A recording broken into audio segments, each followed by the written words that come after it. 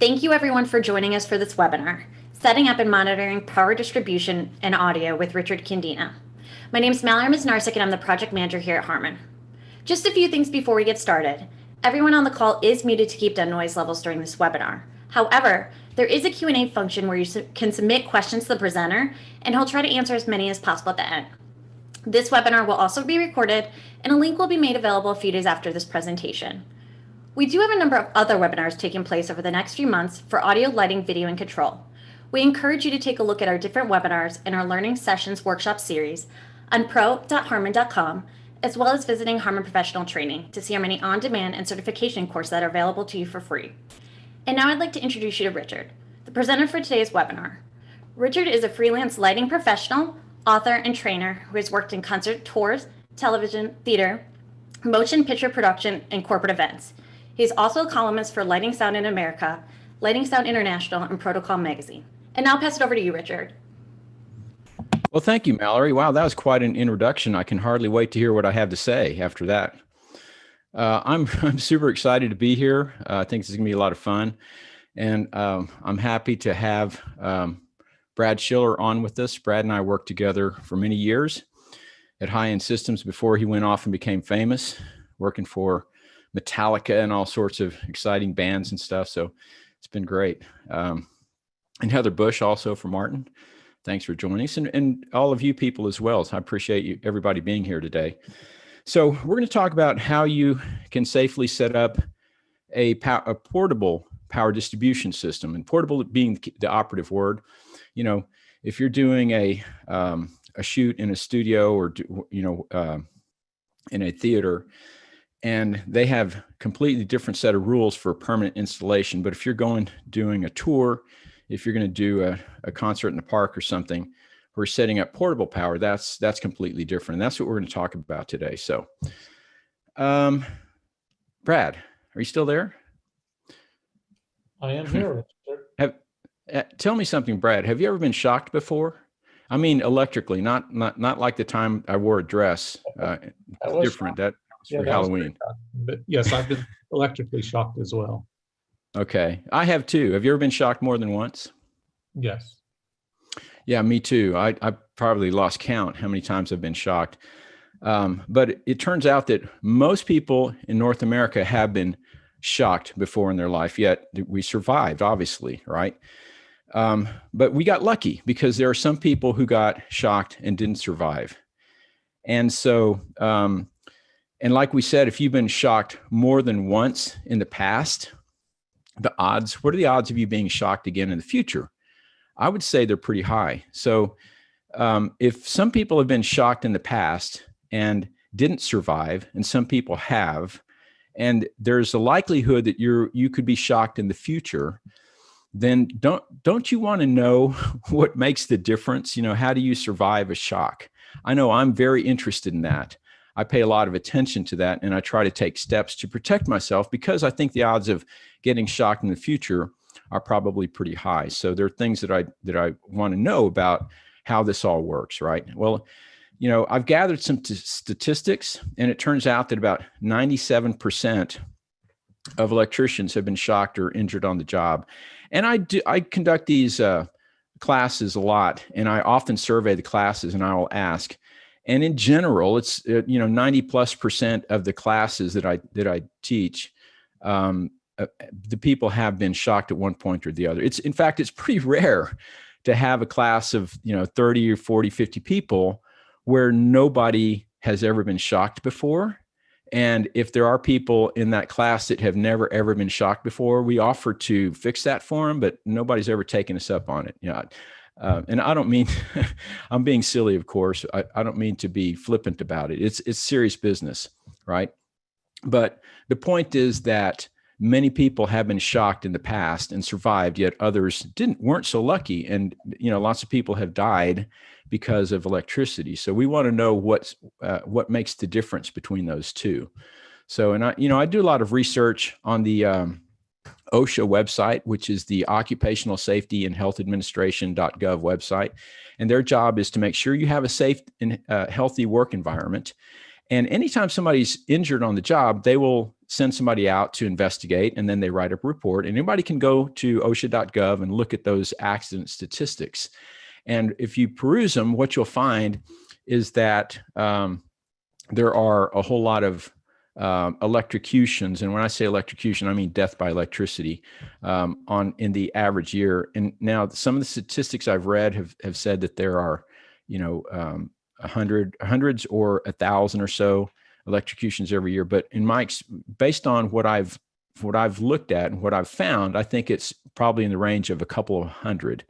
So we want to know what causes those, or what causes the fatality if you get shocked, and how to prevent that in the future, right?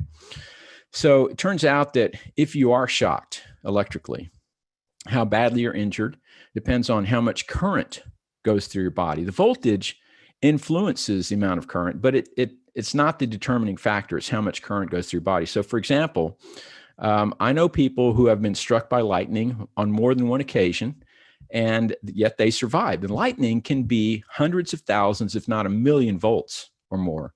But because they got lucky and very little current actually passed through the body, they actually survived, So the key is how much current flows through your body. The same thing with the taser. If you look at the specs for a taser, it'll say it's something like 100,000 volts, 120,000 volts, but the amount of current is very tightly controlled. So, the idea is not to kill you, but to stun you. So by limiting the amount of current, and we're talking microamps, millionths of an amp, then it'll get your attention and it'll hurt, but it's not designed to kill you. The other thing that determines how badly you're injured would be the length of time that you're being shocked. If you can let go really quick, then you can withstand higher amounts of current. And so I read recently that the typical reaction time for being shocked is actually 1.5 seconds, which is a pretty long time. So, and then also the path that current takes through your body. And so it's especially critical that you are aware of your position, of your body position relative to the electrical power, and you try to position yourself so that in the event that you do get shocked, current does not flow through your vital organs. So if you watch some of these old-time electricians when they're working on electrical circuits, sometimes they'll put their right hand in their back pocket and work with their left hand.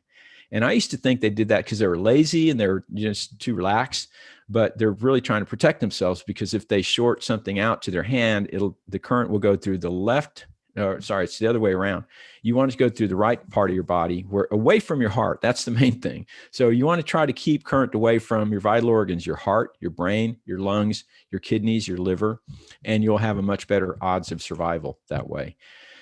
Now, if you know anything about circuits, you may know something called Ohm's law. Ohm's law spells out the relationship between voltage, current, and resistance. And so if you get shocked, the resistance that your body presents to the circuit controls the amount of current. So it is the voltage. So the amount of current flowing through your body is actually the voltage that you're shocked by divided by the resistance. And if you understand math, you know that the higher the resistance, the lower the current for the same amount of voltage. So the idea being that if you want to survive a shock or potential shock, you want to increase your resistance as much as possible. How do you do that? Well, it's really simple. You wear gloves and you wear rubber-soled shoes, and preferably your shoes are designed to withstand electric shock, and they're called EH rated, or electrical hazard rated. So the next time you buy shoes for your job, work shoes, then just look at the specs and make sure that they say EH rating. And that ensures that at a particular voltage, it'll only allow very small amounts of current to pass through for a very long time, as long as they're dry, right? If you're standing in a puddle of water, then all bets are off. So you want to, try to keep everything dry, right? But if you can do that, if you wear gloves and if you wear EH rated shoes, then you're protecting the two most common points of contact when you get shocked, which are your hands and your feet. So that will go a long way towards protecting you from getting shocked. Or even if you do get shocked, you might feel a tingle, but it's not going to kill you, which is the main thing, So how much current does it take to harm you? Well, this is a chart that shows you the human reaction to electrical current. And the key points here are when you start to get up around 20 to 30 milliamps, then that's the 1, 2, 3, fourth row down. That's where you start to lose control of your muscles. Sometimes when you get shocked, your muscles freeze or your muscles seize and you can't let go. And that can be very dangerous because remember, we said that the amount of time that you're shocked is one of the determining factors as to how well you survive. So if you could have a quick reaction time and you can let go, then you're going to fare much better than if your muscles seize and you get stuck on that conductor. And I do a lot of research online, and I don't really recommend this, but if you go to YouTube and you type in stage electrocution, then there's a lot of videos of people getting shocked. I do not like to watch them because, especially the gruesome ones, the more gruesome ones. But if I just want to know, have there been any new stage electrocutions, then that's a good place to go to look. And sometimes you will see people who are holding a microphone and they can't let go of it because their muscles have seized, right? So as an electrician, one of the tricks that you learn is if you want to say, for example, I often recommend that heat is a byproduct of electricity. So if you want to know if a connector is melting, rather than grab it with your hand, you want to use the back of your hand and feel to see if it's getting too hot. Because if you use the front of your hand and you have broken insulation and you start to get shocked, then your muscles can seize on it like a microphone and you can't let go. That's very dangerous. So around 20, 30 milliamps. Anything below that in terms of the level of current is probably survival. It might hurt, but you can probably let go. Anything above that can be very dangerous as well. So now the previous chart, this chart that we're looking at tells you the amount of current, but it doesn't say much about the element of time. And we said that time, the length of time that you're being shocked has a big influence on how likely you are to survive. This chart is better in that regard because it shows you the amount of current across the bottom and the length of time across the side. And it's divided into zones. And so everything in the blue, the green, the yellow, that's survivable. When you start getting into the red zone, that's where it could potentially be lethal. So that's the area we want to avoid, right? And where does that start? Well, if you look at the line, where the first red line starts and trace it down, you'll see it's a little above 30 milliamps. And 30 milliamps is 0.03 amps. It's not very much current, right? But that is for a 10-second shock.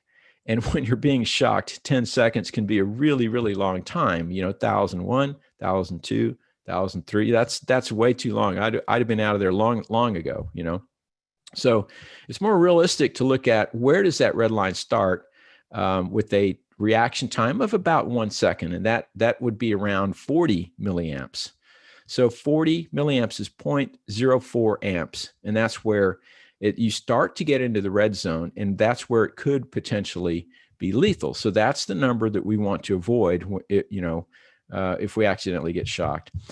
If you understand circuits and you understand Ohm's law, then the next logical question to ask, if we know we want to avoid 40 milliamps and more, the next logical question to ask is, well, if I'm being shocked, the resistance is the resistance of my body. So how many ohms is the human body? So that's a reasonable question to ask. And this chart attempts to answer that question. Now you can see there's a lot of variables here. A lot of things can change. Probably the single most drastic change is from the difference between dry skin and wet skin. So if you look at the numbers, remember, we want the resistance to be as high as possible if you get shocked, so the current is as low as possible. So if you look at the dry skin column, those numbers are much higher than the numbers in the wet skin column, which means that if your skin is wet and you get shocked, your resistance is much lower, the current's much higher, it's much more dangerous, which is why we say water and electricity don't mix. We want to, keep those separate. So, and then as you go down the chart, you'll see that the numbers get lower and lower, which means it's more dangerous, and the reason is that there's more surface area of contact of your skin. So if you put a finger on a hot conductor. Say you're wiring a circuit and you're twisting a wire nut, or twisting the wires together to put a wire nut on it, and somebody turns on a circuit breaker, then a finger touch, if your skin is dry, could mean that the resistance of your body is between 40,000 ohms and 1 million ohms. And if you do the math at 120 volts, then the amount of current that will flow through your body is low enough that it will be in the green zone of that IEC chart, which means that is survivable. So you have a good chance of surviving if you're only touching a circuit, a hot conductor, with your finger. Now, if you're in Europe, it's a different story because the voltage there is twice as high. It's 240 volts instead of 120, which means there's twice as much current and it's twice as lethal. So you especially have to be careful if you are working in Europe. Now, as you go down the chart, you'll see the numbers get lower and lower. That means it's more dangerous. And if you look at the line that says 2 hands around a 1.5 inch pipe, well, that's a very common scenario in our world. In portable power distribution, we use trusses. We use pipes in theater, Schedule 40, 1.5 inch pipes. Sometimes there's scaffolds, sometimes there's catwalk railing. So, and that says that if your skin is dry, then the resistance of the human body is between 500 ohms and 1500 ohms. And so if you take that middle number, the median number is 1000 ohms. And that's not untypical, I think, for those of us who work in this environment. Now, that's if your skin is dry. If your skin is wet, then the numbers are about half of that. So now we're talking 500 ohms. So 500 to 1000 ohms. Now, if you get shocked by 120 ohms, it's much more serious. And now we're talking about it being in the yellow or red zone. So how would you protect yourself against that? Well, you wear gloves. I know that gloves aren't ideal. When you wear gloves, you lose some finger dexterity, and it's hard to pick up small nuts and bolts and do delicate tasks with your fingers, but it could save your life. And if you shop around for gloves like I have, I'm a bit of a glove connoisseur. I've got several different gloves. I have one pair of gloves I use for unloading trucks. I have another pair of gloves that anytime that I'm handling cables and the switch is on and the cables are energized and there's voltage on them, then I'm out come my thick leather gloves. And I found a pair of buffalo skin gloves where the seam is small enough that it doesn't mess up your finger dexterity too much. They're reasonably priced. They're about $35, and they seem to work well. So I always wear my gloves if I'm going to be handling live conductors, because you never know when the insulation might be broken and you might accidentally come in contact or with voltage, or if there's a fault and there's actually voltage on a piece of truss. I mentioned that Brad and I used to work at High End Systems, and before it was High End Systems, it was actually called Blackstone Audio Visual, and we installed lighting, sound, and video systems in nightclubs all over the country. And there was used to be a club in Austin called Austin Nights, and it was kind of the showroom for Blackstone. And it had a bunch of truss pods that articulated on chain motors, and they had a bunch of pin spots were wired into them. And I was on the installation crew. And one day I was on the top of a very tall, like probably a 15-foot ladder, 16-foot ladder. And we were hardwiring in these pin spots. And so we'd strip the wires, twist them together, put a wire nut on it, and move on to the next one. Well, I'd finished wiring one. I was going to the next pin spot, and I was trying to reposition myself. And I grabbed hold of one piece of truss and reached over and grabbed another piece of truss. And the second piece of truss had a fault on it. It had 120 volts on it. So I grabbed two pieces of truss that had 120 volts between it. And I was really fortunate. Number one, I was able to let go because I had quick reaction. I was young back then.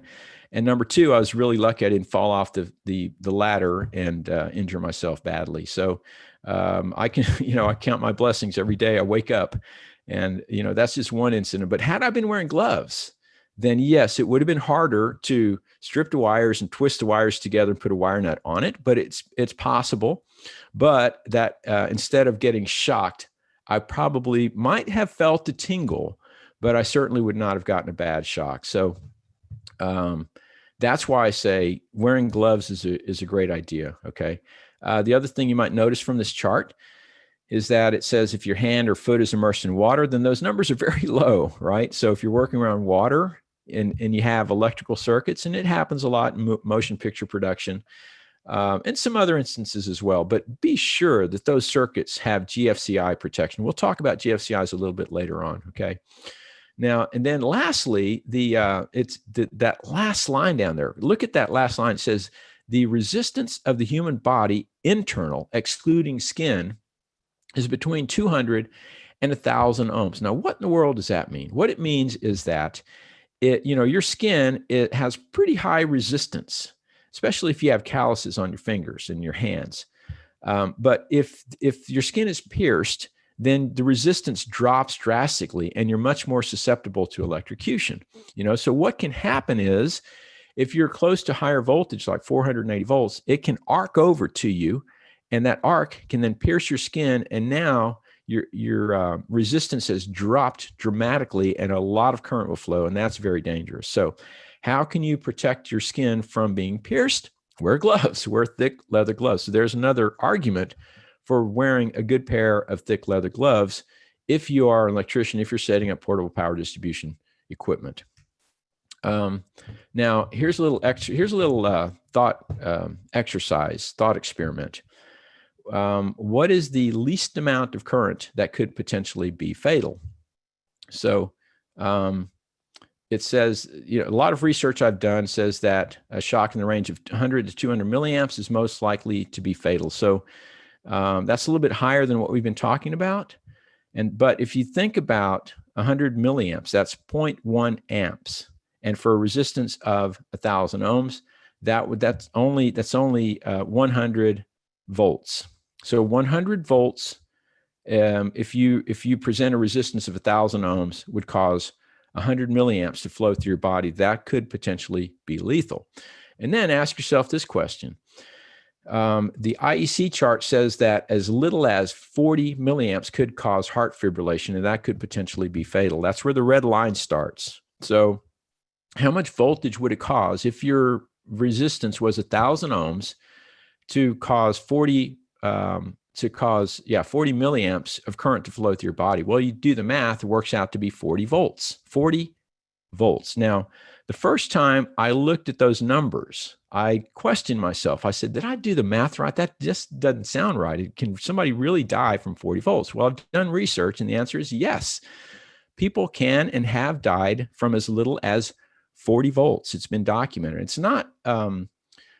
not highly probable, but it is possible. There have been documented cases where people have died at 40 volts. And I bring this up because in 2014, November 22nd, 2014, I'll always remember that date because that's when Augustine Briolini died. Augustine was the leader of a band called the Krebs. 22-year-old kid, had a wonderful career ahead of him. They just recorded an album. They went into, they were going to do a tour. The very first stop, they went into a theater and they were setting up, and during sound check, he's an electric guitar player, and the lead singer, songwriter.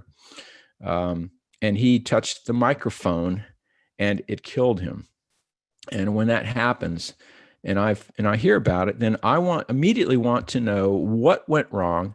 And more importantly, how can we prevent that from happening in the future?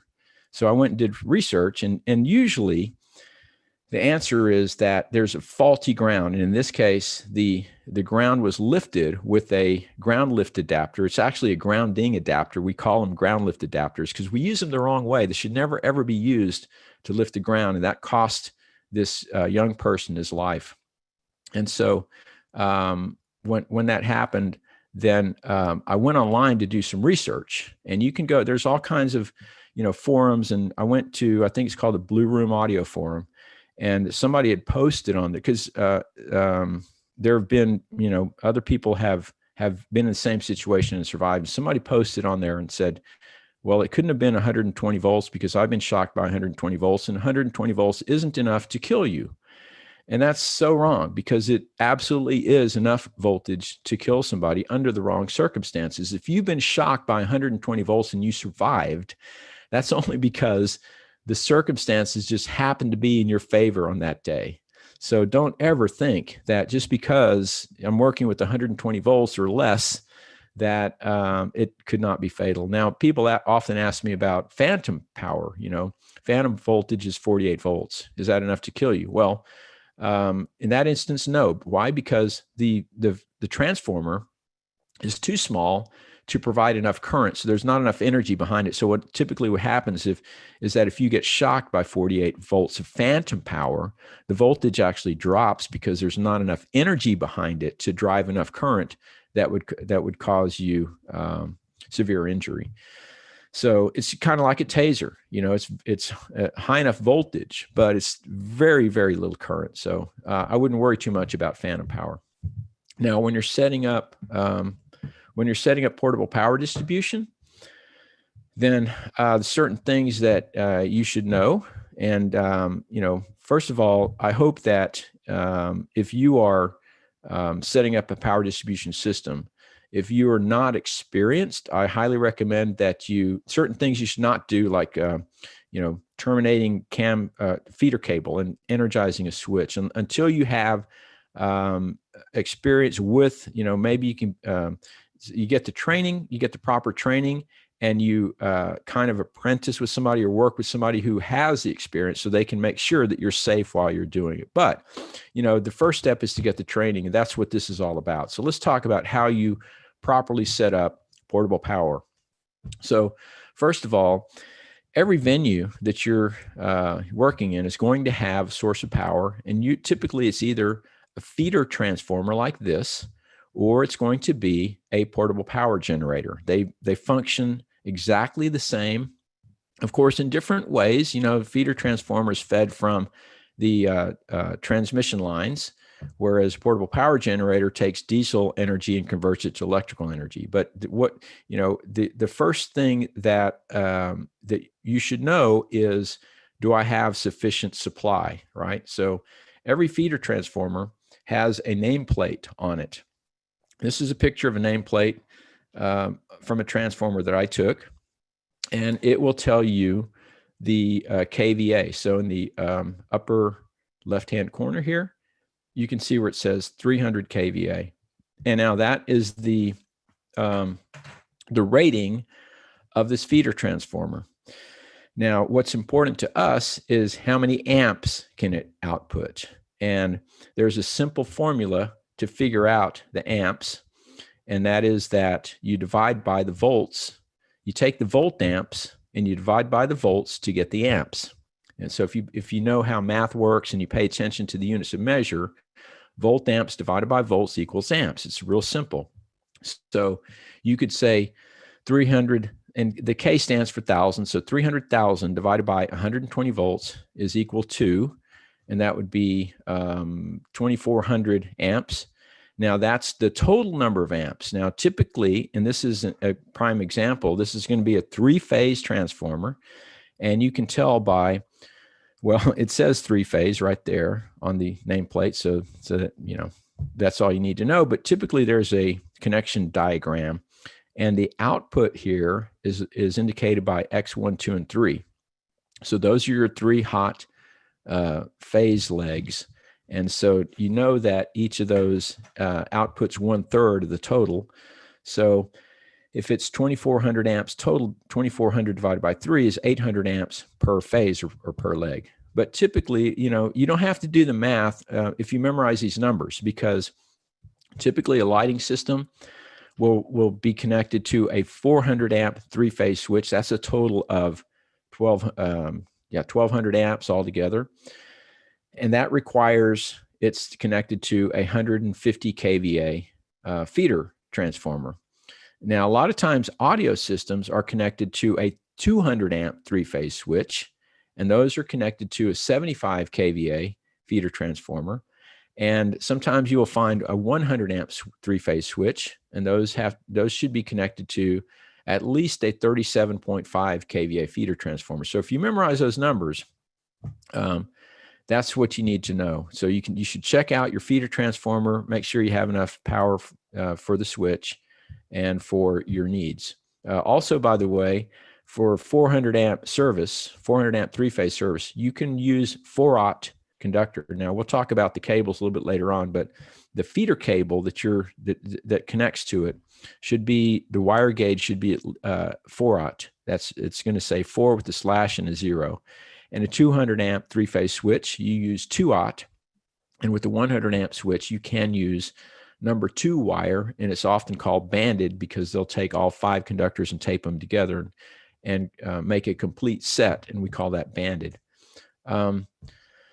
So we're going to skip over the double neutrals and K ratings. A feeder transformer should be completely silent and pretty cool running, relatively speaking. If you find a feeder transformer is very hot, and that just comes from experience, or if you have certain instruments to measure it, like an infrared camera, or if it's very loud. And again, relative to other transformers. So if you have 4 transformers in a row and one of them, if they're all loaded to the same amount and one of them is louder and hotter than the others, that's your clue that feeder transformer is in failure mode. And it's probably not a bad idea to take it out of service if you have that ability, or not use it if you can, shed your load and put it on the other feeder transformers. But, they should be relatively run relatively cool and relatively quiet. That picture that you see up there, that's a movie shoot that I was on once, where we as soon as the feeder transformer was energized with no load connected to it, no circuit breakers on, the thing was super hot, super loud. And so that's why the tech had to come out. That was an Agreco feeder transformer. So Agreco sent the tech out and to look at it. And, he basically looked at it and said, yeah, we need a new feeder transformer. So they just had a new one out there that afternoon. So now, while you're setting up your portable power distribution equipment, it's super important that you inspect all your gear as you're laying it out, because you see, you can find that, we're really rough on portable equipment. We toss it out on the ground. We step on it. We run forklifts over it. We're often in a hurry. We don't properly connect it, so it overheats, and we drive it really hard. We run it in the rain, in the mud, in the heat, in the sun, and all of these things have an effect. They wear on it.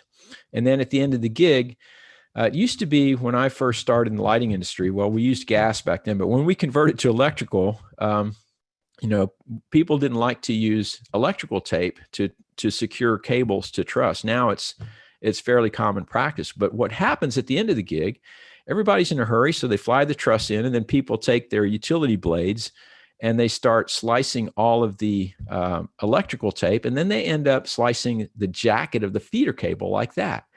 And if you don't catch that, if the shop doesn't catch that, and they send it out to the next gig, and you're setting it up and you turn it on, now you've got a problem, because that is a shock hazard right there. There's 5 ways that we protect ourselves against the hazards of electricity. One is insulation, there's isolation, there's circuit breakers, there's grounding, and there's GFCIs.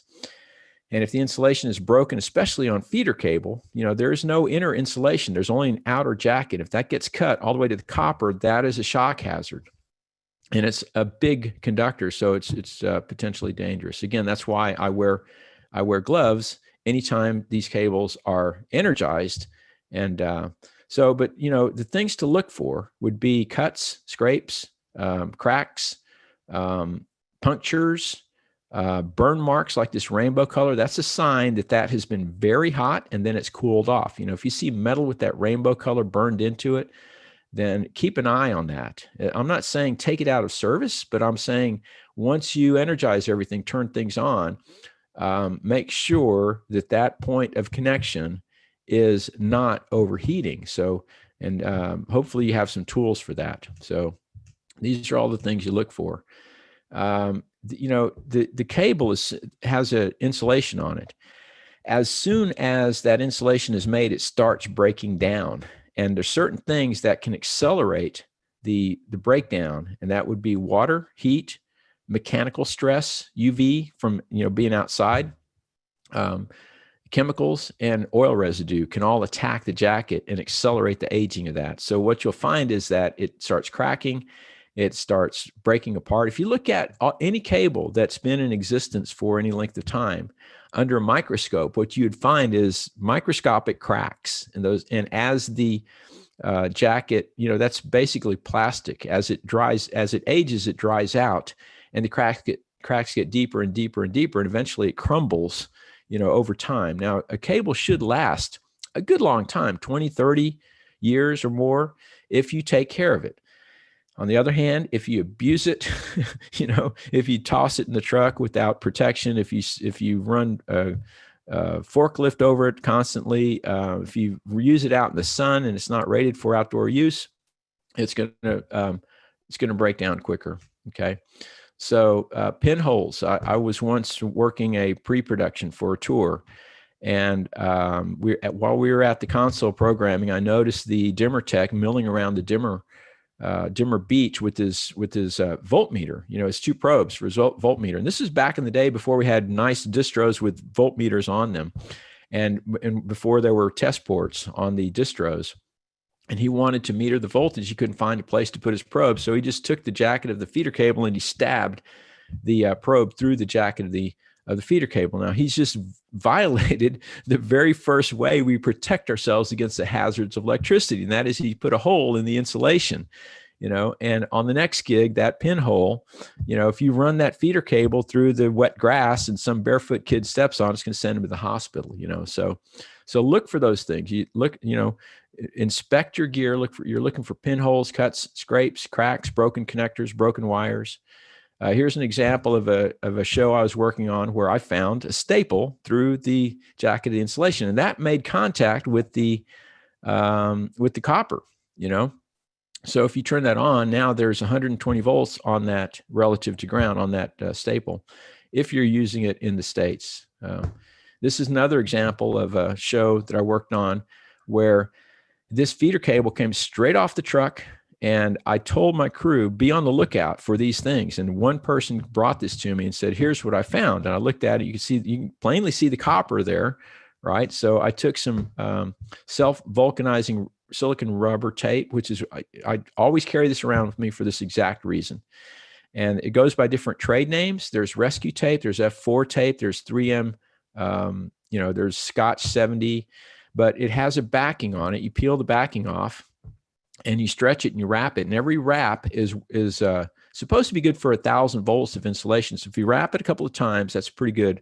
Now, silicon rubber is not very durable. It's pretty soft and, it feels really nice, but it's not very durable. So what I'll do then is I'll put some electrical tape over the top of that, because electrical tape is vinyl and that's much more durable.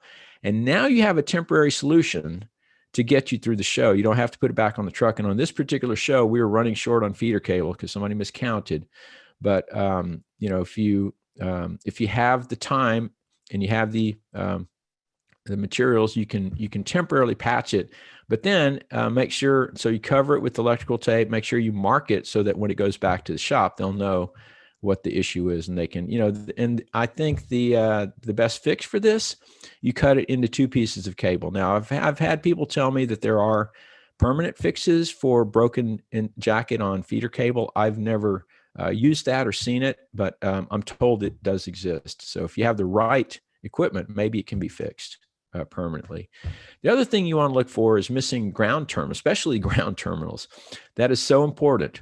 That grounding pin right there can mean the difference between somebody living and somebody dying. Just, that's what happened to Augustine Briolini, is that somebody lifted the ground. So it's the same effect as cutting off the grounding pin or pulling it out, like in this particular instance. So when I find cables like that, then I always carry side cutters with me, some dikes, diagonal cutters, and I'll cut off the male connector so it cannot be put into service. That's super important. You also want to look for burn marks on connectors. That's a bad sign, because that burn mark means that it's been arcing, and that arcing is going to oxidize the copper or the metal, which increases the resistance, and that increases the heat, and it becomes a vicious cycle. And eventually that whole connector is going to melt down. So if you see something like this, you take it out of service and you don't use it. Look for burn marks. These stage pin connectors, these flat connectors are notorious for that because the pins get compressed. And unless you're constantly maintaining them and checking to make sure that they're not too compressed, and they're not going to make a good connection. It's going to be high heat, high resistance, high heat, and eventually it's going to melt the whole connector. Look for broken nibs in the cam lock connector. So the way cam locks work is you insert them, you twist them, and there's a channel in there with the nib to stop it. That limits the travel on it. And I've seen plenty of those that have been worn down or broken off. So look inside of those, make sure that they're good. In order to be code compliant, cables have to be marked with the wire gauge, the cable type, and the temperature rating. The wire gauge is important. You want to make sure, especially with feeder cables in North America, because they're individual cables. So you have 5 different cables. They should all be the same wire gauge, except for the ground. The ground can be smaller to a degree. So it is code compliant to have 4/0 conductor, but the ground can be number 2 wire. So, or 2/0 wire, I should say. And so you want to check and make sure, because there's different types of cable. There's type W, there's type SC, there's type PPT and PPE, and they all have different thicknesses of the jacket. So it's really hard to distinguish between different wire gauges if they are not the same cable type. And you will see the cable is stamped, it's silk screened on, or it's stamped, indent printed on the cable. And sometimes it's hard to read, but somewhere along that length of cable, it will be legible. And it's important to look at it and read it and make sure that all the cable sets match. Otherwise, you could end up with a problem. The cable type is also important, and I'll show you where you can find that a little bit later on. The temperature rating is important. That's the melting point of that jacket. And so if you have an infrared camera, you can monitor it and make sure that you're not going to exceed the melting point. Okay. Now, as far as stinger cables go, or extension cords, what we should be using for portable applications is type S, which is extra hard usage cords and cables. If you go down to Lowe's or Home Depot, chances are when you buy an extension cord, it's a type SJ, which is junior hard service cords. Now, those type SJ is not intended to be run along the ground, because if you step on it, or if you run a golf cart over it, a forklift over it, it's likely to break the jacket. So you don't want to do that. If you do use type SJ, you can use it. The new code says you can, but it needs to be supported by a rigid structure. If you're using it outdoors, it should be type O, which is oil resistance, because there's oil residue in the parking lot in the street. And should also be type W. That has a UV inhibitor as well. So I think, how much time do we have left? Can somebody tell me? Because I want to make sure. You're good. You're good on time. Yeah, but I need to know how much time, because I want to skip down. I want to make sure that we cover GFCIs and ground loops. Well, So- what I mean, Richard, is you can use as much time as you want. There's no. Oh, thank you. Thank you. Okay, very good. All right. So in the National Electrical Code, it'll tell you the letter type and its intended purpose, and really should pay attention to that. So the prime example being, do not use welding cable for feeder cable. And that's because welding cable is designed for a 50% duty cycle.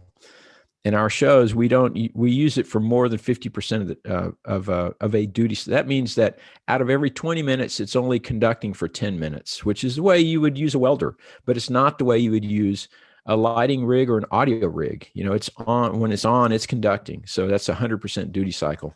And the issue is that the strands are so fine that they could fuse if they overheat. So you don't want to use welding cable. It's not only is it a code violation, it's just not very safe. It's not very smart. So, and I know there are production companies out there, there are places that still have to this day welding cable, because it used to be the only kind of 4/0 cable, flexible portable power cable you could get.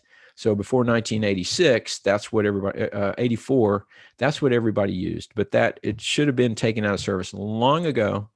And today we use type SC, we use type PPE or PPT, or type W for feeder cable. Okay. This is a picture I took at a show I did where we did, this was a week-long corporate event, and we had several feeder transformers, and every one of them was being fed power by welding cable, and it clearly says welding cable on there. And I didn't catch it, and that was my bad. I should have caught it. But there was a third-party vendor who was supplying all the feeder cable, and I didn't, we were kind of, under the gun time-wise, so I didn't have the luxury of double-checking their work. But had I seen this, when they loaded it off the truck, I would have asked them to put it back on the truck and get some proper feeder cable, and, you try not to be a jerk about it, but, it's kind of important, safety, is an issue. One of the first things I was taught when I got in the lighting industry was, when you're setting up your distribution equipment, if there's excess feeder cable, then whatever you do not coil it. Now, my background is that I studied electrical engineering at the University of Texas. And so I know, we learned a lot about inductance and inductors and a coil of wires and inductors. So it made perfect sense to me that if you coil the excess feeder cable, what you're doing is you're building an inductor, which you don't want to do because that causes all kinds of problems. So we've always been taught to figure eight the excess feeder cable and to avoid that problem.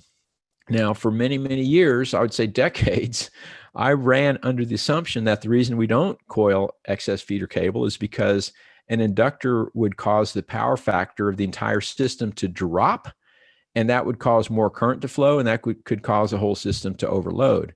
But it turns out, when I started teaching ETCP prep courses and we started doing hands-on workshops and we're actually setting up equipment in these classes and running tests, one of the things I wanted to do was, let's see what happens if we coil the cable, fun, right? Let's do an experiment. So we'd set up these systems and we'd coil up the feeder cable and I would meter it, and I would expect to see the power factor drop and the current to rise as we coil the cable. And guess what? It never happened. It turns out that the jacket is so thick that it doesn't make a good inductor. You need to have, inductors are made with what's called magnet wire, which is bare copper wire, solid wire that has a varnish on it so that when they coil it up, it's really close together and it really inducts, so to speak. Is that a verb? But I just made it one. But the point is that it turns out that that's not the reason we don't coil feeder cable, but there is a very good reason not to do it. And I'm not saying go out and coil your feeder cable. What I'm saying is, what I learned is that when you coil up the feeder cable, then you can literally feel the ground start to vibrate from the magnetism. And if you grab the conductor, you'll feel it vibrating at 60 hertz. And if you take your amp meter, your clamp meter, normally you have to open the jaws and clamp a conductor to get a reading, but you don't even need to open the jaws. If you just dip it in the center of the coil, the numbers will start climbing. So there's a really, really strong magnetic field there. And so that's really why we don't coil our excess feeder cable, because if we create a giant magnet, it's going to wreak havoc on the audio system and the video system, and sometimes even the lighting system if you have DMX controlled cables close to that magnetic field. And that is what drives audio techs crazy. So as a courtesy, we try to spread out the magnetism. Now, does figure eight work to get rid of the magnetism? Well, yes and no. I mean, taken as a whole, because one side of the figure eight, the magnetism is in one direction. The other side, it's in the opposite direction. And taken as a whole, the magnetic field cancels out. But really, you do have two separate fields of strong magnetic fields. So you have local magnetism. And if you run audio cables near those, you're still going to have problems. So we try to separate our power and our signal cables to have a cleaner system. That's one way to ensure clean audio. When you set up your power distribution system, you're going to lay out your cables, you're going to lay out your portable power distribution units, and you have your feeder. There's basically two parts to your system. You have your feeder circuits, which has the feeder cable. Those are the big cables like she's connecting here. And then you have your branch circuits, which are your stinger cables, your extension cords, and your socket packs. Those are all branch circuits. And the distro is in between. So the idea being that when you are terminating your feeder, that can be very dangerous. You have to be very careful because the switch that you're connecting it to, the big gray box in the wall with the handle on the side, that's called a switch. It can be very dangerous. It has big conductors, it has big bus bars in it, and if something malfunctions, then and you energize it, there's going to be an explosion and a fire, and people can get hurt. They have gotten hurt. So that's what we're trying to look out for. So I highly recommend that you work in pairs. So one person should terminate the cables color to color. So green goes to green, white to white, black to black, red to red, blue to blue.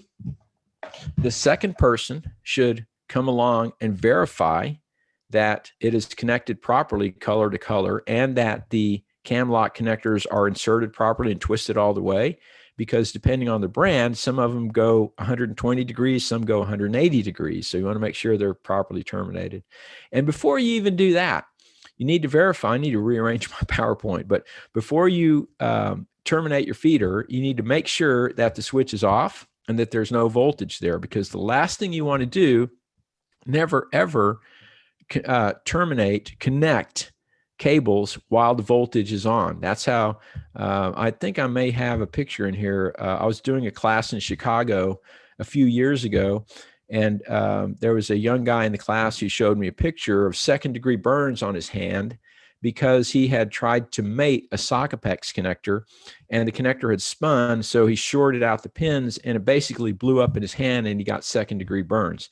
Now, that's with a Sockapex connector, which is number 12 wire, which is very small wire. If you do the same thing with 4/0, which is much bigger wire, it's going to be much worse. So you want to turn off the switch. Now, the switch can malfunction, so you want to use the 3-point test to verify that there's no voltage on that switch before you terminate your feeder cable. How do you do that? Well, you take your tester.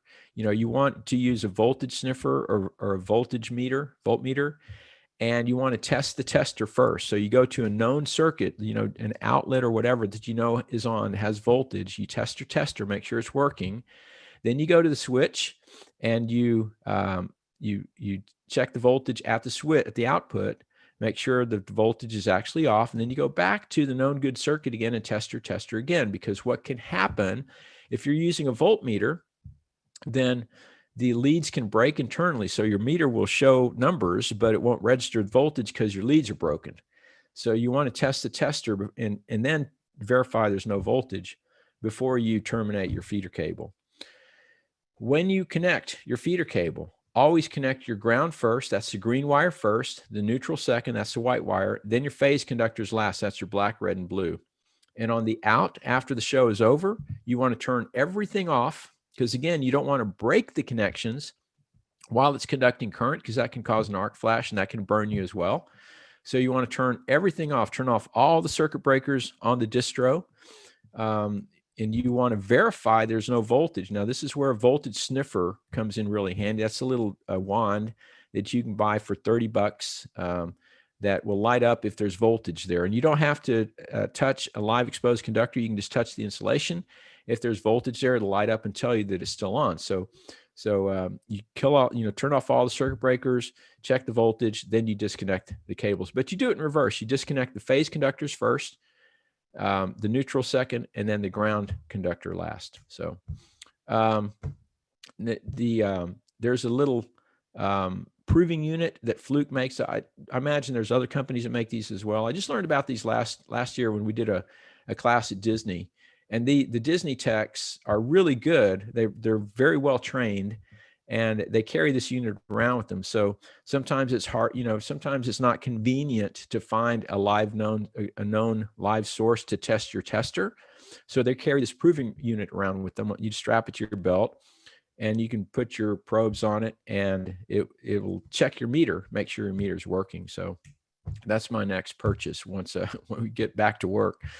So, but I say work in pairs because I want the first person to terminate the cable and the second person comes and checks the work. Is it color to color? And here's the thing, is it turns out that 1 out of every 8 males is colorblind. So it's very easy to mix up your green and your blue connectors. And if you do that, you've grounded out your hot conductor. When you energize the switch, boom, it's going to blow up. So it's really important. And also, so even if you're not colorblind, depending on the lighting, it can be difficult to distinguish between blue and green connectors as well, because sometimes the sun will fade the colors. When we were doing a class recently, this was actually at Disney end of last year, beginning of this year. And because the techs worked the overnight shift, we had to do the class from 7 p.m. to 3 a.m., I think it was. So here we were at 2 o'clock in the morning out in the parking lot under sodium lamps. And they had some feeder cable that had been used outdoors. The colors were faded. And somebody pointed out that if you hold up the two connectors side by side, one green, one blue, under the sodium vapor lamps, you could not tell the difference between the two. I don't care how good your vision was, it was almost indistinguishable. So you have to be really careful about that. So make sure all the circuit breakers are off before you tie everything in. Then sometimes you have inrush current. And so you want to turn the breakers on one at a time. Inrush is where, certain loads like big tungsten lamps, when you first turn them on, they draw a huge amount of current for a short amount of time. And LED walls will do the same thing. So you stand to one side, turn your head, hold your breath, throw the switch. And I created this little illustration here because this is my memory of doing a show. I was on a tour once where we went into a theater, and the dimmer tech was, this was his first tour. He just graduated from Belmont College in Nashville, and he was responsible for setting up the distro. I was the lighting director, and so I was busy setting up front of house, but the house electrician tied in the feeder switch, tied in the feeder cable, and then left the theater. And the dimmer tech finished putting all the distro together. When he turned on the switch, and I happened to be on stage when it happened, I heard what sounded like a shotgun blast. And out of the corner of my eye, I saw it looked like a ball of fire coming out of the switch. And he's really lucky that he was okay. He was shaken up quite a bit, but it was a bad arc flash and it could have burned him, but he survived. It missed him. Basically, the ball of fire went right by him. So that's why I say you stand to one side of the switch before you energize it, before you turn it on. You turn your head, you hold your breath, because that air is going to be superheated. And if you get startled and you inhale, then you could burn the lining of your lungs, but then you turn it on. So that's the safe way to do it. Okay. Once you have energized the switch, then you want to verify the voltage. And so you want to go downstream as far as possible. The further downstream you are in the distro, the smaller the wires, the safer it is. So, and a lot of distros now have test ports. Use those test ports because they're small access ports that are connected to the bigger bus bars by a little bitty tiny wire. So it makes it much safer to test your voltage. And so you want to get a voltmeter, and you want to put one probe on the black, one on the green. You should see 120 volts in North America. If you go from red to green, it's 120, blue to green, 120. And then you check black to red, should be 208, red to blue, 208, black to blue, 208. And then green to white should be 0 volts. Now, sometimes you might get a little bit of voltage between green and white, but it should not be more than 2 or 3 volts. But that's the proper way to meter for voltage. And whatever you do, do not, at the distro, do not just lift up a cam cover and put your probe on a cam connector. And I say that because, again, I do a lot of research in electrical safety, and I found this accident report on the OSHA website in August 2018. Somebody had a portable power generator, and they were trying to meter the voltage at the generator. So he lifted up the cam cover, put his probe on the volt probe on the cam connector, and he accidentally touched it, and it killed him. So there's an example of why we don't do that. We need to go downstream to meter the voltage. Okay. So I'm going to skip over a couple of these slides because I want to go to, these are interesting. These pictures, so I have a power quality meter, and I'm metering. Once you set it all up, then there's 2 things that you want to look out for. Once you turn on all your loads, you want to monitor your cables for current, make sure you don't overload them. That implies the ampacity of the cables. So, and the important ones would be your feeder cable. So once again, 4-aught, we consider to be good for 400 amps, 2-aught, 200 amps, and number 2 wire, which we call banded, 100 amps. So the other thing we look for is temperature. We want to, and I have a infrared camera. It's not very expensive. It's a FLIR 1, FLIR 1, Model 1, ONE. And you can get them now for $200. It goes on your iPhone or your Android, and it takes a quick picture of whatever you're looking at, your distro, your cables, your connectors, and it tells you if something is overheating.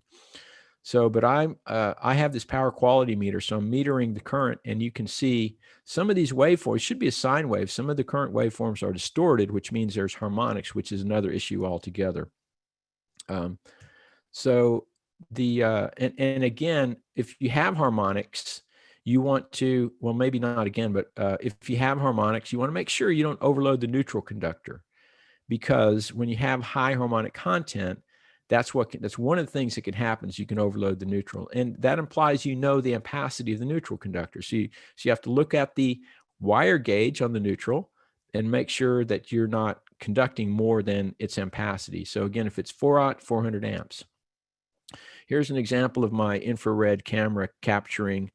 You can measure the heat on a connector, in this case 47.5. Now again, this implies the temperature rating of the conductors and the connectors you're using. So you can monitor connectors, conductors, feeder transformers.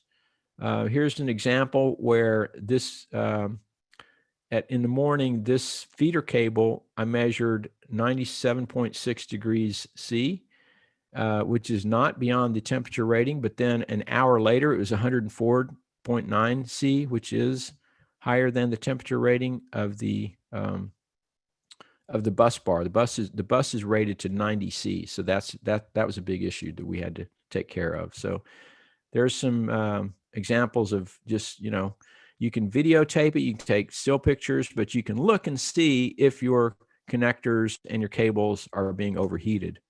And if you find something, of course, make sure you mark it so when it goes back to the shop that they know exactly what the problem is. Don't be obscure about it. And if you don't have an infrared camera, you can use the back of your hand to monitor the heat. So you should know, if you're a working electrician, you should know what normal feels like. If you have a 4-aught cable, and it's conducting 250 amps, how hot should it get, right? But use the back of your hand, not the front. Grounding is a hugely important issue, and that's one I want to talk about real quick, but I'm going to skip down to, okay, here we go. So there's a lot of confusion about the purposes of the what we call the ground. And really, there's two different things we're talking about when we refer to ground. One is the connection to the earth with the grounding rod, and that is completely separate from the green wire that connects to the equipment. So if we have a piece of gear, there's a power cable that has a black wire, a white wire, and a green wire. The green wire is actually connected to the metal chassis. That's this dotted line. And under normal circumstances, when everything is working right, the current goes through the black wire, through the load, back through to the supply through the white wire. But if there's a fault and something shorts out, like a friend of mine, for example, was working on a moving light, and when she put it back together, she accidentally pinched the hot wire between two pieces of metal, and it cut the insulation and shorted it out to the chassis. So now the conductive chassis takes the current and it passes it through the green wire. And because there's nothing to impede the flow of current, it's a direct short, so it'll trip the circuit breaker. So that's its intended purpose. Notice this path has nothing to do with the earth. Here's the earth over here. There's no current flowing to the earth. This is strictly going through the chassis, through the green wire. So why do we call this a grounding conductor? Why do we call that ground? I like to refer to it as the bonding conductor because it's bonded to the metal chassis. And its function is to make sure the circuit breaker trips in the event that something goes haywire over here. It has nothing to do with the connection to the earth. So if you lift the ground, then what you're doing is you're eliminating that path for fault current. Should there be a fault, now the chassis has voltage on it, but there's nothing to trip the circuit breaker. So the voltage will stay on that chassis. Now, if somebody comes along and touches it, they complete the path for fault current through the earth back to the supply. And that's how people get killed, because somebody lifted the ground. So under no circumstances is it ever okay to use a ground lift adapter to lift the ground. Those are actually made to, back in, we didn't start using green wires in electrical circuits until 1963. And until then, that meant that all of the outlets were two-prong outlets, and there was no grounding pin. So those buildings are still around. So if you go into an older building and you have a modern day device with the three-prong connector, but you have a two-prong receptacle, it won't fit. So you use this adapter to go from 3 prongs to 2. But you'll notice that little green tab down there. That's very important. That's there for a reason.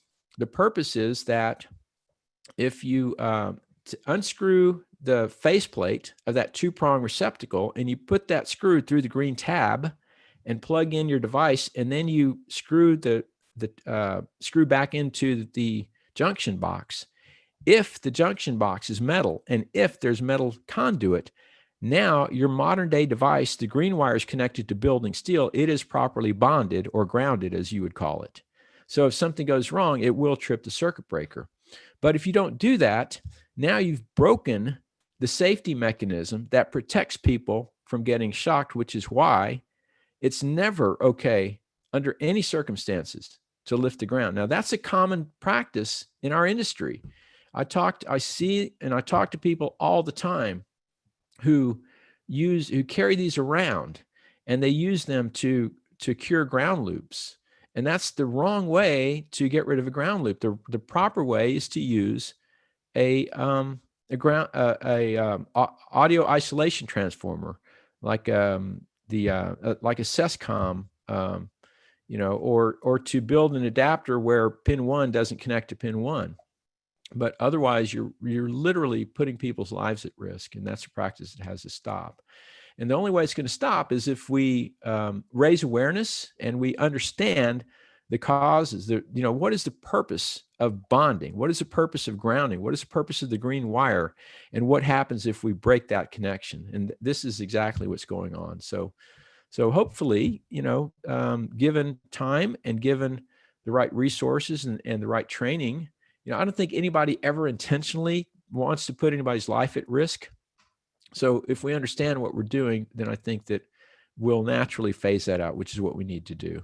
So now there's one other thing that I wanted to cover, and I'll be happy to take questions as well. But I definitely wanted to talk about, actually a couple of things real quickly. So the green wire, I took this picture. This is the inside of a moving light. It's bonded to the metal chassis. But anytime you have electricity in proximity of a conductive piece of metal, whether it's a stage, if you put lights on a lift like they do in the movie industry, it should be bonded. That means the green grounding conductor from the distro should be connected to the metal chassis. And here's why. Same with truss, with stages, with catwalks. Here's why. So, and you can see this on YouTube, but here's a singer who right now he's upstage center. You're going to watch him walk down stage left. There you're going to see a scaffold. There's some lights hanging off the scaffold that have malfunctioned, and they put voltage on the scaffold. So when he comes along, I don't know if you can hear the music or not, but he's going to, and I'm going to advance this because, whoops, I went too far. Okay, I'm trying to go. Okay, here we go. So he's walking down stage left. He's going to touch the scaffold, and he's going to get a shock. You'll see over his left shoulder, there's a puff of smoke, and he jumps off the stage. He's okay. He lives.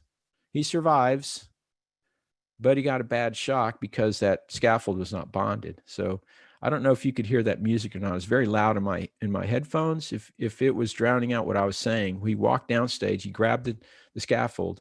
He got a shock, and he said he couldn't let go. So he jumped off the stage to save his life, which is probably the right thing to do.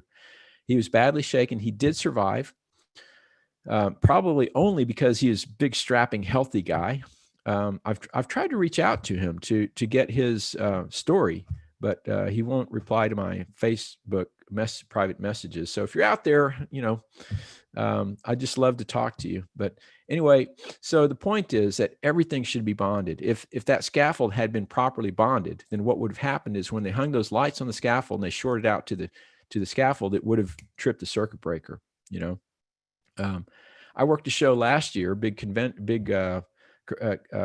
industrial show, where there were two big stages, and we were sitting at lunch eating, and I was talking to the production manager, and somebody came and told him that the other stage, if you touched it, you got a tingle. So the production manager sent an electrician over there. So the electrician grabbed his meter, jumped in the golf cart, and took off.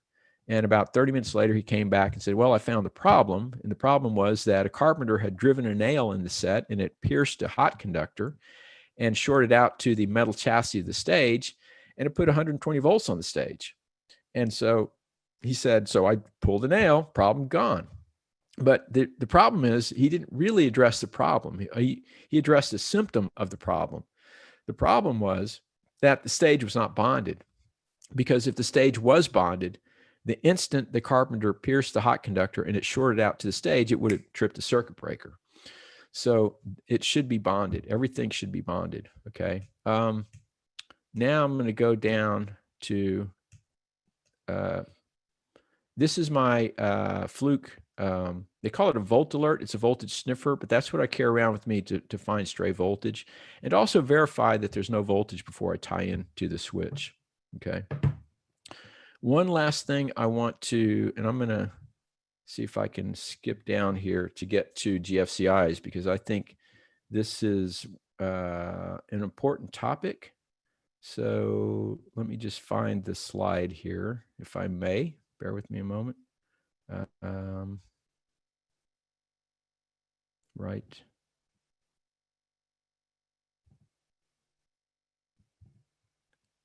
Yeah. Okay, here we go. So now I can't see to, I need to, slideshow, there we go. Play from current slide, here we go.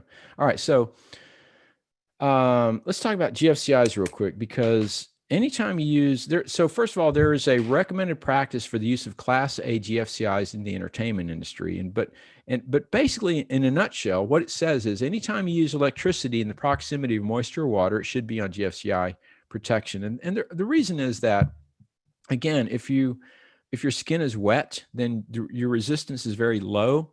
And so if you get shocked, it's much more dangerous, because the current will be much higher.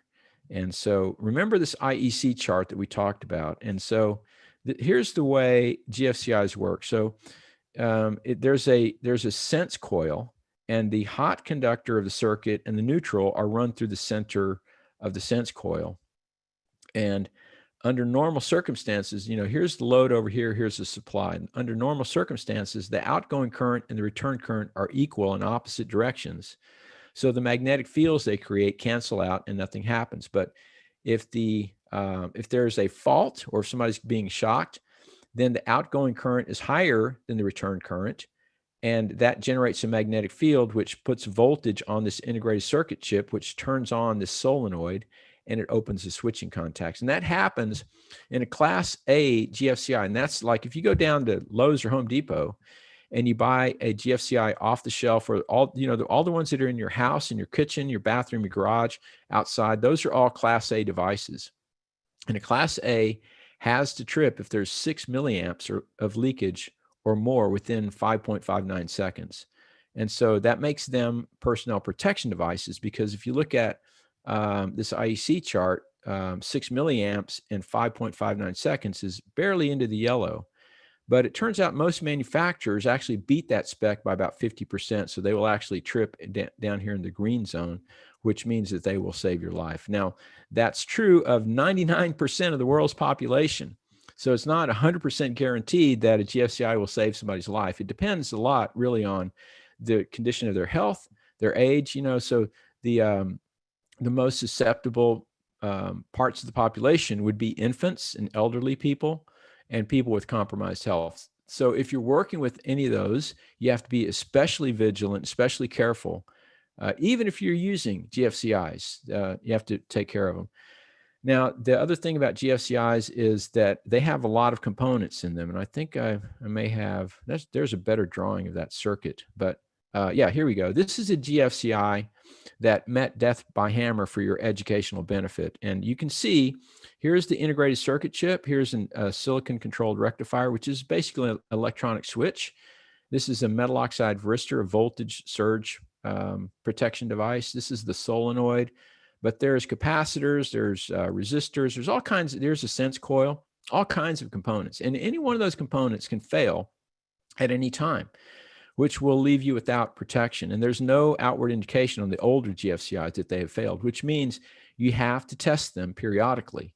So your homework tonight from this webinar, go into your bathroom, test your GFCIs, go into your kitchen. And it's really easy to do. There's a test and reset button. You press the test button, you should hear it click, it'll shut off. You press the reset button, it'll click back, it'll start back up again. So go check them in your garage, outside, make sure they're all working, because here's the thing, they have so many components, they fail. And I read an article recently that said about 18% of the GFCIs out of a random sample in people's houses, 18% are not working. So if you find they're not working, they're there for a reason. Replace them, fix them before somebody gets hurt. Now, the modern day GFCIs are different. The old GFCI like this one, if it fails, it still passes voltage, it still passes current. But the modern day ones are built so that if any of these components fail, it will not work. So that's a little bit better. So, but anyway, anytime you use electricity in proximity of moisture water, it should be on GFCI protection. There's all kinds of form factors you can get. You can get, stringer boxes. You can get these portable GFCIs. I'm a big fan of, because they're relatively inexpensive. You can get them now for about $15. And I carry a handful of these around with me. Whenever I work shows, I offer them freely to anybody who wants to use them, because we don't want another Augustine Briolini, So had they, instead of lifting the ground, or if they did, even if they did lift the ground, if they used a GFCI, then Augustine Briolini would be alive today. So, for a $20 device, we could have saved Augustine Briolini's life had these techs known. So yeah, we don't want another incident like that. So, are there any questions so far? Is anybody monitoring that? Yeah, we have a handful of questions if you're ready to start the Q&A. Sure, let's do that. Okay, perfect. So the first question is, in South Africa, we usually run sound power on generators 3-phase, 63 and 32A distro to 16A power outlets. Sometimes the electrical engineer gets the wiring wrong, and even with the earth spike, we would still get shocked. Why would that be? Well, there can be lots of reasons. It could be faulty insulation. It could be faulty wiring. The important thing now, see, here's a common misconception. He said, even with the earth spike has nothing whatsoever to do with clearing a fault on a chassis. What does have to do with that is on the power cable. Now in South Africa, I assume you're going by British Power, so it's going to be brown, blue, and green with the yellow stripe. So the green wire with the yellow stripe is bonded to the metal chassis. In other words, it's connected to the metal chassis. If that is missing, or if it's broken, if the connector doesn't have the grounding pin on it, then the brown wire can come in contact with, is that right? The brown is the hot, I think. It can come in contact with the chassis, and there's nothing there to fix that. If the green wire with the yellow stripe is connected properly, as soon as the brown wire shorts out to the chassis, boom, it'll trip that circuit breaker and it'll clear that fault. But it has nothing whatsoever to do with the earth spike. The earth spike is there for lightning protection. So if you get a lightning strike and there's no earth connection, a lightning bolt is a huge amount of energy, and energy cannot be created, cannot be destroyed. It can only change forms. And if you do not give it a easy path into a big mass like the Earth, then it's going to stay concentrated. It's going to be very destructive. So it'll burst into flame or it'll explode. So the connection to the Earth is only there to funnel that lightning energy into the Earth.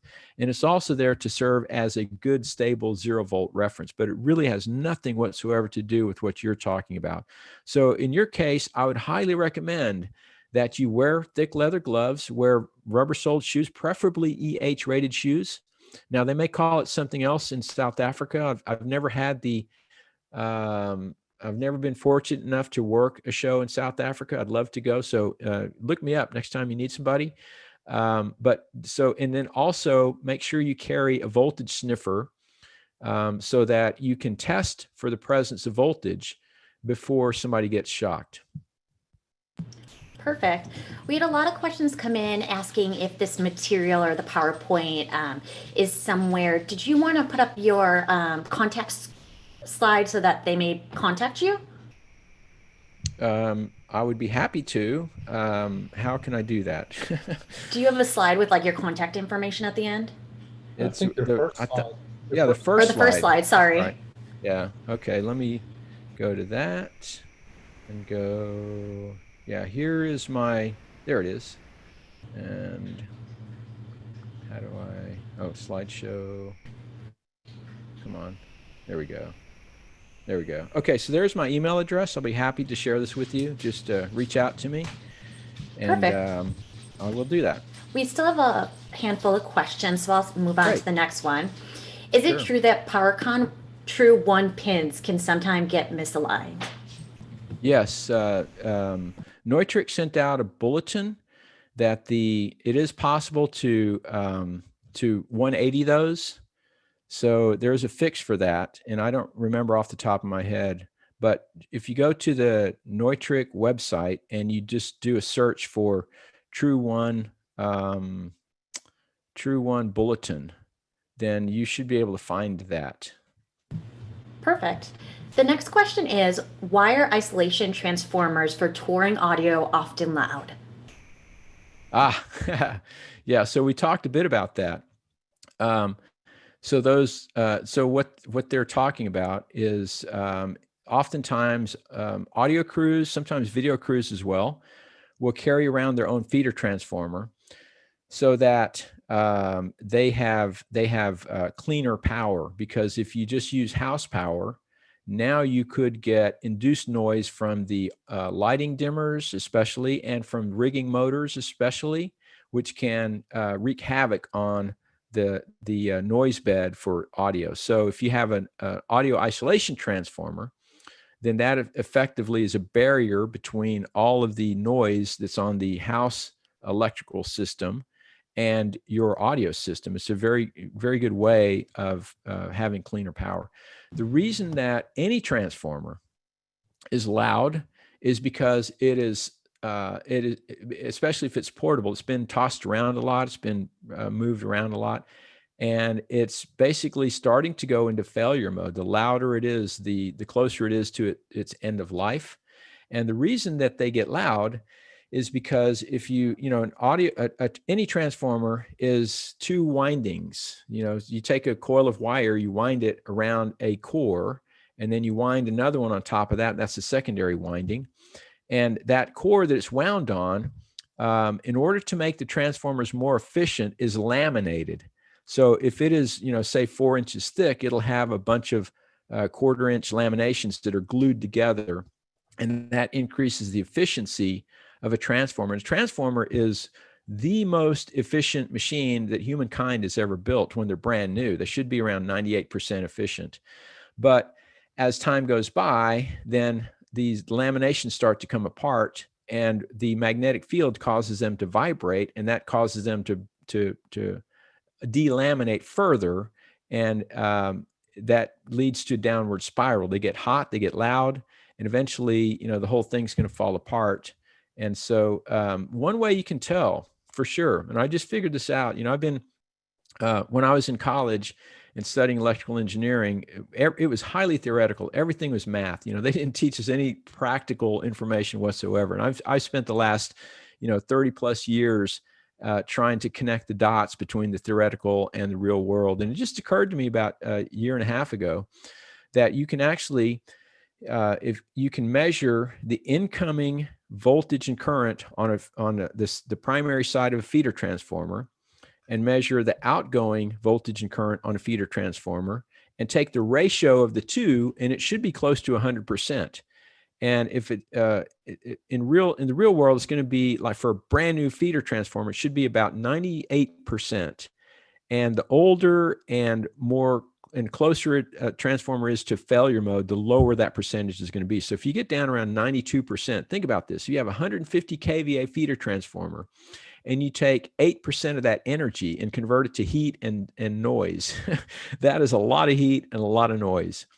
So, a drop in percent efficiency means a lot of noise and a lot of heat. So that's why that's happening. So if you have one that's excessively loud, then it really should be repaired or retired. Perfect. The next question is, are cam locks still in use? If yes, shouldn't they be replaced by power locks? Yeah. I've said this for many years. I'm in total agreement. I'm not a big fan of cam locks. I think power locks are much better. And in case you're unfamiliar, a power lock looks very much like a cam lock connector, except when they're not mated, there's a plastic cam that closes down that prevents you from putting your finger or your tongue in there. So they're much safer to use, but we don't use them in North America for some unknown reason. Maybe it's that they cost more money. I don't know. That's a change I would like to see implemented in our industry. I don't see it happening though. They do use them more in Europe than they use them here, but I would sure like to see that happen here. Perfect. The next question is, should access SOCO cables be figured 8 as well? Does the magnetic field work the same as the feeder cable does? Okay, I didn't catch all of that. You cut out a little bit. Do what cables? Yes, I'll reread it. Should access SOCO cables be figured 8 as well? And the second part is, does the magnetic field work the same as feeder cable does? Okay. Okay. Do excess Sockopex cables, should they be figure 8 as well? And the answer is no. So a Sockopex cable is a branch circuit, which means you have a black conductor and a white conductor, or in the case of Europe, it's a brown and a blue. And that means that at any point in time, the current in one conductor is in one direction, the other conductor is in the opposite direction. So that means the magnetic field is canceling out.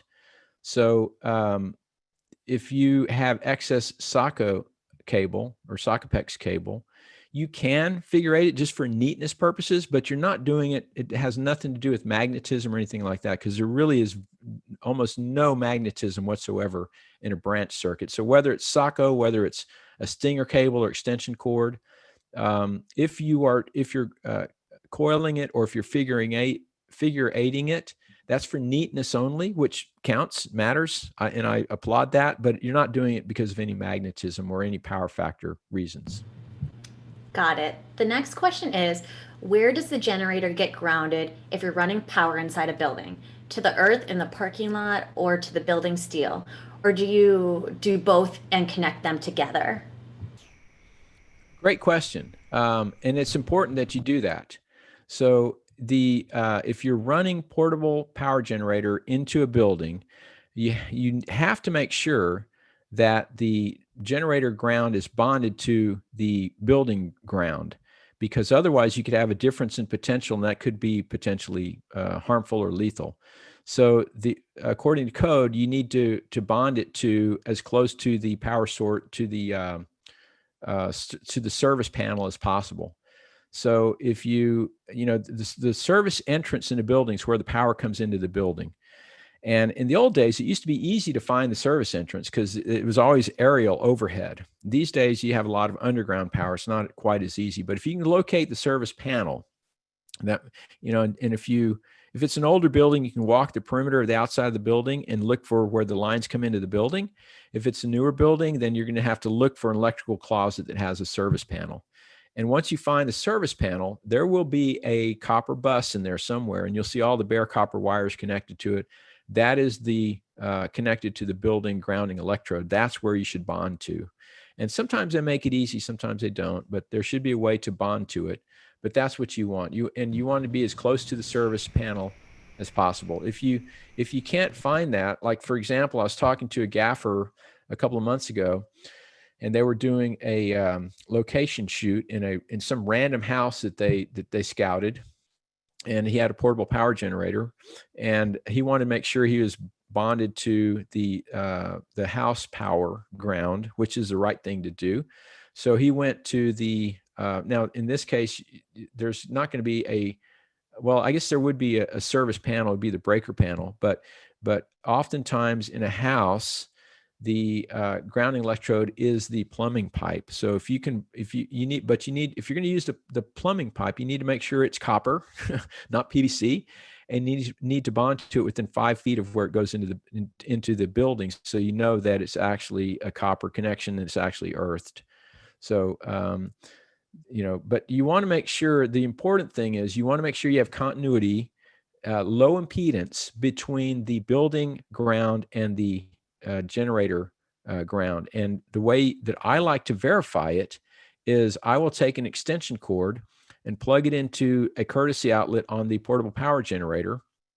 And then I can take my multimeter and put it in ohms mode or in continuity mode. And I'll put one probe in the grounding pin in the extension cord, and that allows me to walk over to the building steel or to the grounding electrode in the building and put the other probe on the ground and read the continuity between the building ground and the generator ground. And you should have a very low impedance connection there. Perfect. The next question is, in a concert environment, who is responsible for bounding the stage to the ground? Yeah, that's a great question. And unfortunately, it's one that in practice, we don't often do that. And I don't know that anybody is taking responsibility for that. I would say that ideally, the head electrician should make sure that the stage is properly bonded, but oftentimes that doesn't happen. And I think there's not a huge number of accidents. I showed you that video of that scaffold. That's an example where that should have been bonded. But if there were a huge number of accidents like that, we'd probably be more vigilant. But I think it's important to do so that we don't have a spate of accidents like that. So I would say, the electricians should be responsible. They should take the responsibility. It should be incumbent upon them. They shouldn't wait to be told to do it. Just make sure to do it. When I'm working a show, once we have everything set up, then if we have time and we're sitting around doing nothing, I'll often go and check for those kinds of things. Perfect. The next question is, can you recommend classes to take from the novice who wants to start learning to the professional who just misses working? Hey, I happen to know a guy. That guy is me, actually. And, I'm not here to blow my own horn or promote myself or anything. But I do have some online classes. So again, email me. I'll be happy to tell you about them. There's, as far as other resources go, community colleges always have great electricity courses. That's a great place to start. But as far as industry specific, there are a couple of people around who do the occasional class, but as far as I know, and again, I hate to, I don't know, I'm trying to be modest, but I don't know a lot of people who teach these. I'm one of them. So, send me an email. We can talk about it. Okay. Thank you. Great. The next question is, just to clarify, if a ground has been lifted on a cable, a GFCI will still protect the system? Yeah. Yes, it absolutely will. And this is one of the myths about GFCIs that I often hear. People say, if you don't have a ground, then a GFCI doesn't work. It absolutely does work. In fact, if you have an older building that was built before 1963 that has no green wire in it, and I can testify to this because we have a lake house that was built in 1950, and part of it, it's a 2-wire system, and I went through and I put in GFCIs because you're required by the National Electrical Code. Should you remodel that home, it's required by code to replace those 2-prong outlets with GFCIs, and they work just fine without the green wire. Another very common myth I hear is that you cannot plug a GFCI into a GFCI, which is absolutely not true. I used to do it all the time before the pandemic when we traveled. Any hotel room you go in, the bathroom, there's a GFCI outlet on the wall, and the hair dryer now has the connector has a GFCI on it. And where do you plug it in? You plug it right into the GFCI. So you're plugging a GFCI into a GFCI, and it always works. It's never an issue. So you don't need a ground for GFCI to work. In fact, if you don't have a ground, I highly recommend that you put it on GFCI protection, because that way, the lack of the ground is what kills people, and the use of a GFCI is what saves people's lives. Perfect. So we have quite a few more questions if you still have time. Absolutely. Bring them. Perfect. The next question is, what is your thought about the use of voltage boosters? Well, there's many occasions where you need to use them. A buck boost transformer is often used if you're touring Europe with American gear. You need a buck boost transformer to go from 240 to 120, or vice versa. If you're using European gear in the United States, you need a buck boost transformer to go from 120 to 240. So there are absolutely applications where they should be used. I know oftentimes video projection companies will use them if they have long runs of power where you have excessive voltage drop and you need to get the voltage back up in order to make sure that the big 20K, 30K ANSI lumen projectors work, and there's nothing wrong with that. Now, what I wouldn't recommend is if you have excessive voltage drop, and if you're unfamiliar with the concept of voltage drop, what happens is if you have very long runs of cable, or if the wire gauge is too small for the amount of current they're carrying, then you're going to have a lot of voltage that's dropped across the cable, which means there's less voltage applied to the load. Sometimes when people see this happening, they go out to the portable power generator and crank up the voltage. And that it's not a good idea, because first of all, there's two different types of loads. There are passive loads and there's active loads. And if it's a passive load, that if you increase the voltage at the generator, that's going to increase the current, which increases the voltage drop, which makes the problem worse, not better. And you're going to burn up the cables. If you have an active load and you boost the voltage at the portable power generator, you're asking that generator to work a lot harder, and it's going to be hotter, and it's going to accelerate the aging of that generator. So it's not a good practice in general to do that. If you have too much voltage drop, that's a symptom of a problem, and the problem is your cables aren't big enough. Cross-sectional diameter is not big enough, or they're too long for the amount of current that you're running. So you can either move the load closer to the supply, or get bigger cables. That's the right thing to do in those instances. Perfect. The next question is, you mentioned earlier that number 2 size feeder is good for 100 amps. Is it possible for it to handle a little more?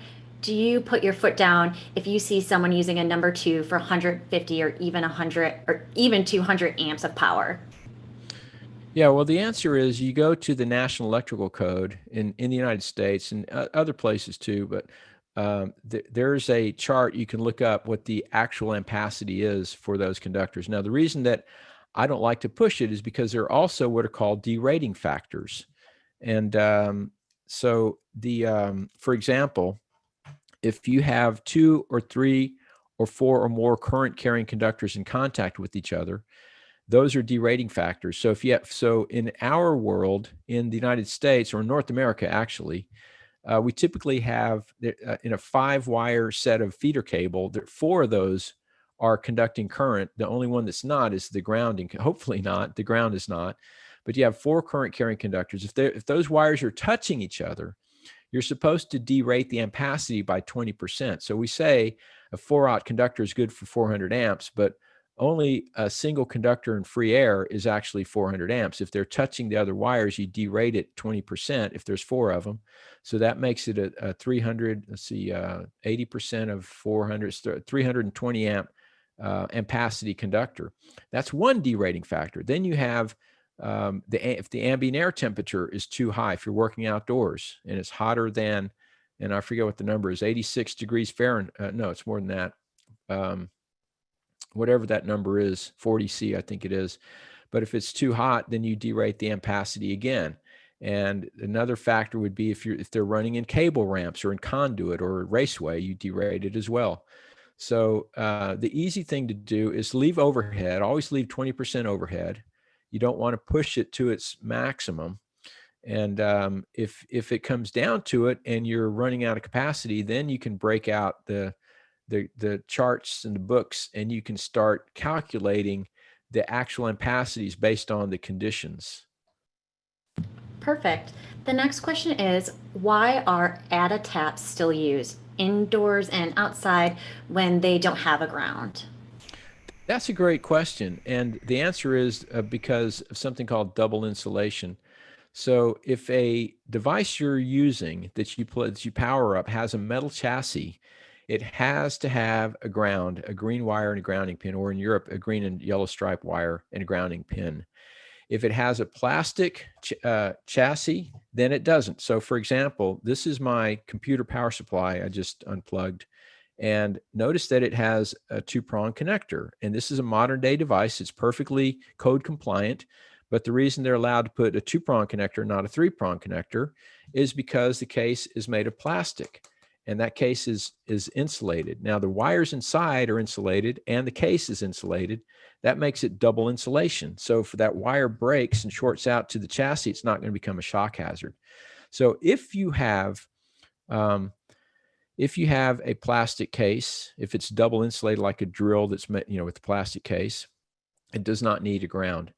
The other answer to that is often AdaTaps are used in the motion picture industry. And there's an article in the National Electrical Code, Article 530, that spells out what you can do. And it's much more liberal for shooting movies than for anything else, because those people are much more highly trained than the average bear in our industry. They in order to, if you've ever worked in Hollywood, before you set foot on a studio lot, you have to get a safety pass, which means you have to go and get trained. You have to go to a bunch of classes and you get certified in all these different areas before you're even allowed to set foot on the lot. So because those people are very well trained, they get more latitude than the average electrician in our industry. Perfect. The next question is, where do ground and neutral get bonded? Good question. So they're grounded at the service, or they're bonded at the service entrance. And they should only be bonded once and only once. And sometimes the bond is off premises. If you have a feeder transformer off premise, then in that case, they would be bonded in the service panel. But they're either bonded at the supply or in the service panel, but no more than once. So if there's more than one bond, that means you're going to have one of the normal return paths for current is going to be through the ground, and you don't want that. So that's why there has to be only one. But typically you'll find it in the service panel, or if it's not in the service panel, if there's a feeder transformer on premises, it'll be in the feeder transformer or in the portable power generator. Perfect. So the questions do keep coming in. So I'm going to ask one more. And then if we didn't get to your question, please feel free to reach out to Richard. Like he mentioned, his contact information is up on the screen. So the next question is, if there is a short in a lighting incandescent plugged into a dimmer rack and it starts to spark, why does the breaker on the dimmer trip? Should it trip? If there's I'm sorry, can you repeat the question? Of course. Again? If there is a short in a lighting instrument, incandescent, plugged into a dimmer rack, and it starts to spark, why does the breaker on the dimmer trip? Should it trip? Yeah, it absolutely should trip. Now, sparking is a relative term because what's going to cause the circuit breaker to trip is the amount of current flowing through it. And you can have an arcing situation where very little current is flowing. And then on the other hand, you can have an arcing situation where a lot of current is flowing. So it really depends on how much it's arcing, how big the arc is, how much current is in the arc.